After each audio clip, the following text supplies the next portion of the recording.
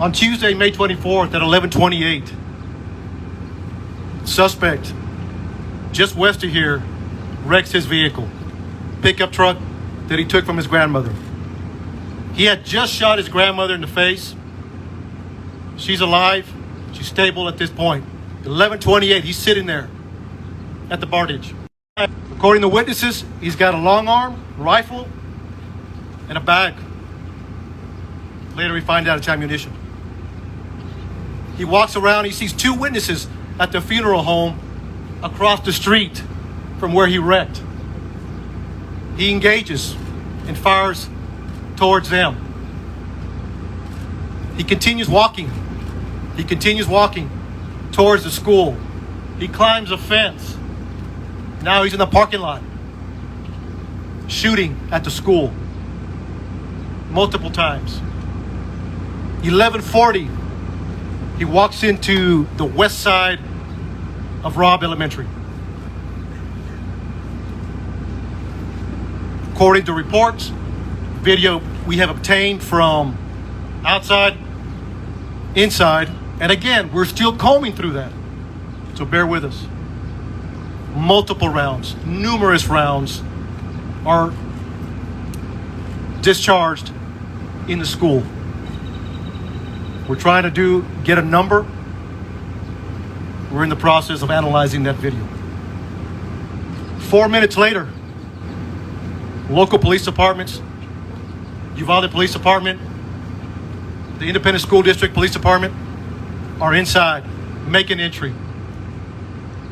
They hear gunfire, they take rounds, they move back, get cover.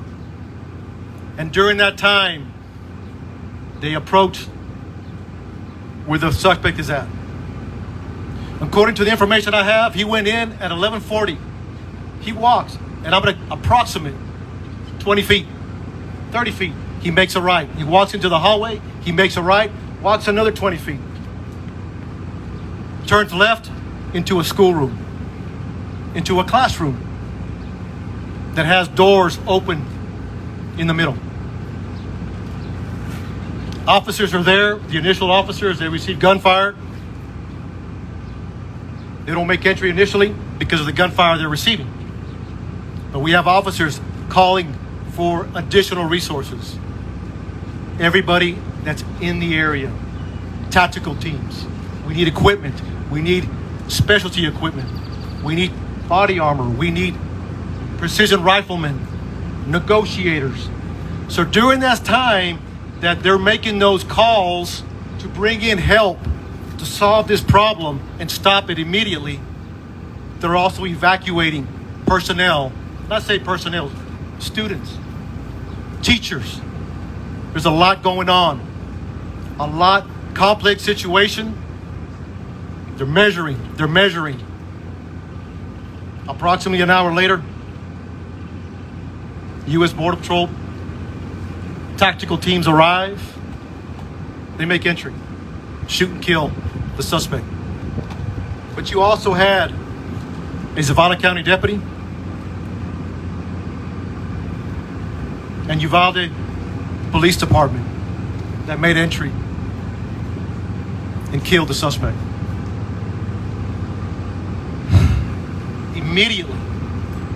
Immediately, numerous officers.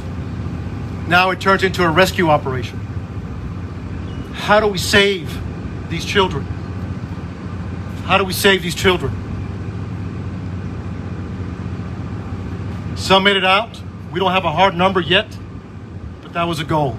And then continuing, making the area safe continued. It's a lot of moving parts afterwards. But during, they were taking gunfire, negotiations, and developing a team to make entry to stop them.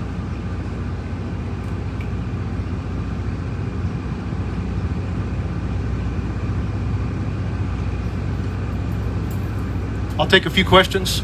And again, look, summary. One more thing I forgot to mention that I want to clear up that came out early on. It was reported that a school district police officer confronted the suspect was making entry. Not accurate. He walked in unobstructed initially. So from the grandmother's house to the bar ditch to the school, into the school, he was not confronted by anybody. To clear the record on that. 4 minutes later, law enforcement are coming in to solve this problem. So, Director, how is he able to Stand by. get access? So, just want to clear that up. That's very important. And again, this will happen as we move forward. So, thank you. I'll take a few questions. Director, how is he able to get in if it was a school that's supposed to be locked during the school day? So right now, during the investigation, it appears it was unlocked. So we're going to look at that and try to corroborate that as best as we can. You know why? You know why it was unlocked? I do not. Hey, please, one at a time, and we'll address as many questions as we can. So let me finish this question. One at a time. Announce your name and announce your network. Okay. Let's be respectful, please. My name is Josh Margot, and how do you know why it was unlocked? So Josh, thank you for the question. So right now, it appears it was unlocked. Like I said, it goes back to the investigation. It takes time. We will find out as much as we can why it was unlocked, or maybe it was locked. But right now, it appears it was unlocked. So thank you. Yes, sir. You say at one point when he was inside there, among the things you were attempting negotiation, was he responding to negotiation? And in that period of time, was there continued gunfire? So during that time, right now, according to the information we have, the majority of the gunfire was in the beginning. In the beginning. I say numerous, more than 25. I mean, it was a lot of gunfire in the beginning. During the negotiations, there wasn't much gunfire other than trying to keep the officers at bay. But that could change depending as once we analyze the video. But right now, according to the information, he did not respond. Director, Yamas with NBC News. My question is this: was there a school officer on campus, and was that school officer armed? Because that's what we've been told. So at this time, no, there was not an officer readily available, armed. No, Was there an officer? no, nothing. I can't answer that yet.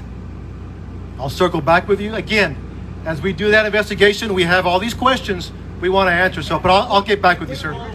Yeah. There's a 12-minute gap. There's a 12-minute gap from when he crashes his truck to when he enters the school. 12 minutes.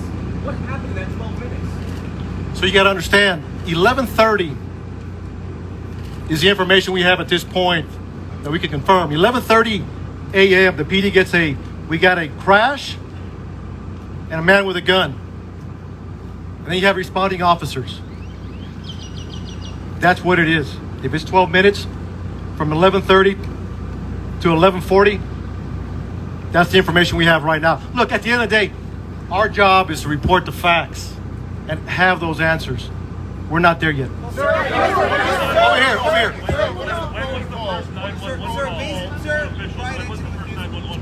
Say it again. When was the first 911 call into officials? How long did it take to respond to the scene?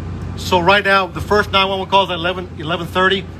I will get the time what it took to respond. So we'll have that answer. Yes, sir.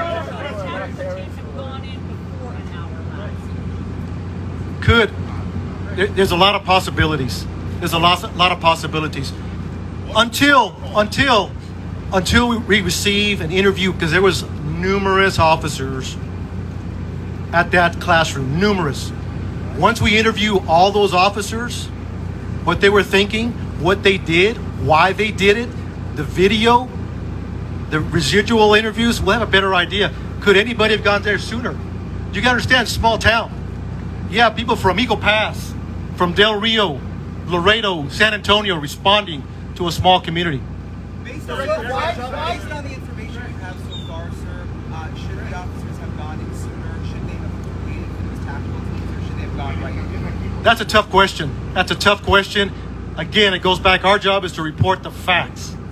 And later we can answer those questions. What you know so far, should those officers I don't have enough information to answer that question just yet. So, one more question, please. Is it accurate that eyewitnesses and potentially parents of the students were urging the police to go in while you were waiting for a tactical SWAT team, even that some parents were asking to borrow police armor so they could make a counter assault on the school. I have heard that information, but we have not verified that yet.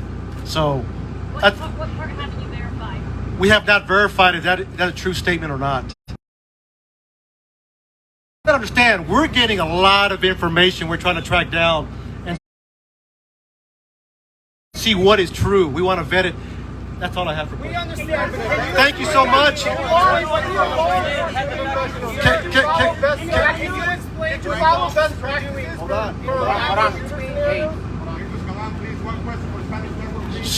So look, we appreciate the questions. What were the officers doing between 11:44 and 12:44? I got you. It's Yes, sir. barricaded information. So why don't you clear all of this up now and explain to us how it is that your officers who were in there for an hour, yes, rescuing people, but yet no one was able to get inside that room? Shimon, we will circle back with you. We want to answer all your questions. We want to give you the why. That's our job. So give us time. I'm taking all your questions. I'm taking them back to talk to the team. Can you And tell us how the door was barricaded? look, thank you for being here. We'll talk soon.